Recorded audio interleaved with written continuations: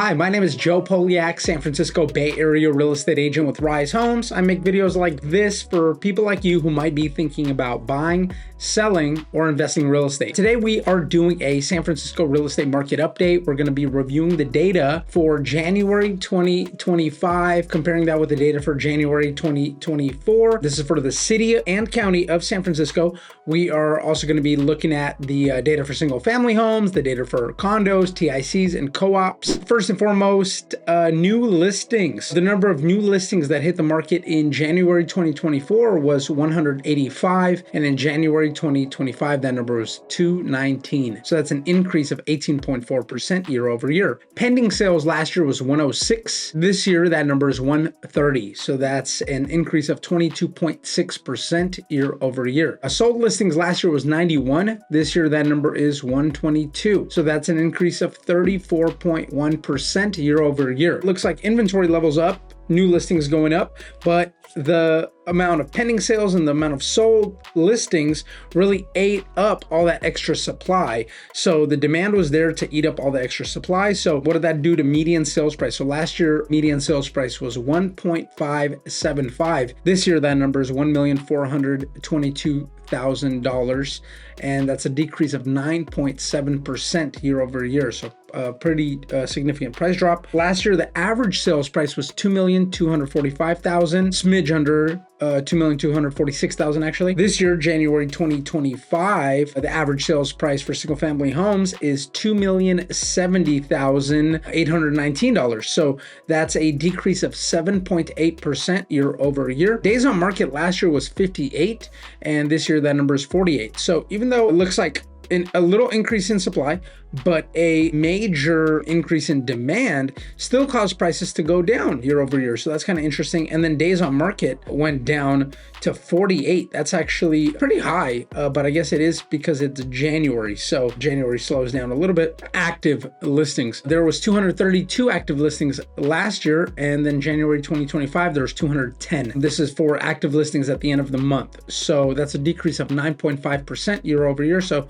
yes, inventory went down. Percentage of properties that sold over the list price last year was 50.5. This year, that number is 57.4. So that's an increase of 13.7%. Percentage of the list price received last year was homes were selling for 104.6% of their list price. So 4.6% over the list price. And this year, that number is 106%. So homes are selling for 6% over their list price on average. And lastly, month supply of inventory last year was 1.5. This year, that number is 1.1. That's a decent amount of changes. New listings going up a little bit, but all of that inventory gets eaten up. And so even though supply went up a little bit, demand went up even more. Days on market went down and inventory levels went down. There's more demand than supply. You should see prices going up, not down. And instead, it was the reverse.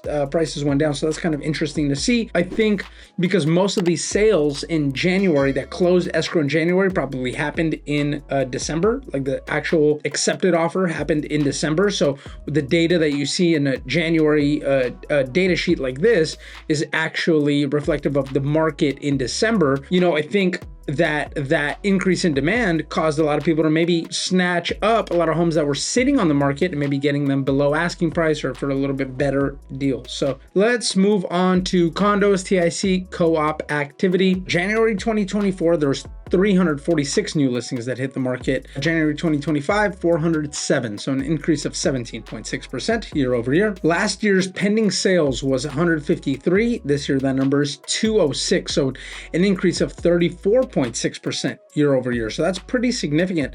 Basically, more than 50 homes more condos, TACs, co-ops were pending in the month of January. So that means that an offer is accepted, but maybe they didn't quite close, or they still may have closed escrow, but maybe not within the month. Sold listings last year was 117. This year, the number is 131. So an increase of 12% year over year. So same story that actually new listings went up, but demand, pending sales and closed sales kind of kept up with it. Maybe not to the same extent that single family home demand caught up with supply, but still it did. Median sales price last year was 1.1 1 million. This year, that number is 990,000. So a decrease of 10% year over year. Average sales price last year was $1,437,000 and some change. And this year, that number is $1,292,000 and some change. So a decrease of 10.1% year over year. Days on market last year was 87. This year, that number is 96. So an increase of 10.3% year over year. Active listings last year was 621. This year, the number is 566. So that's a decrease of 8.9% year over year. New listings goes up.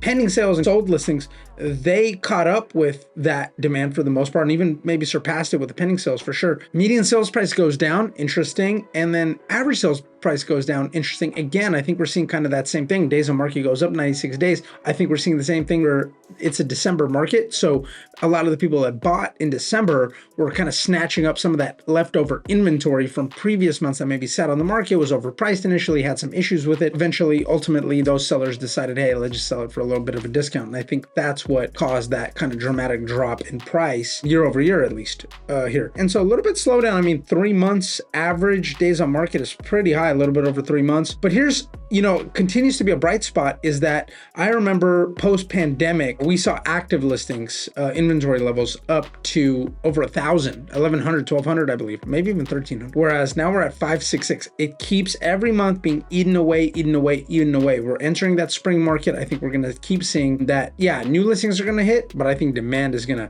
come in and things are moving in downtown and things are moving into Soma and people are starting to get excited about the city and people are buying, I think. So I think we're going to see that active listing inventory number continue to go down.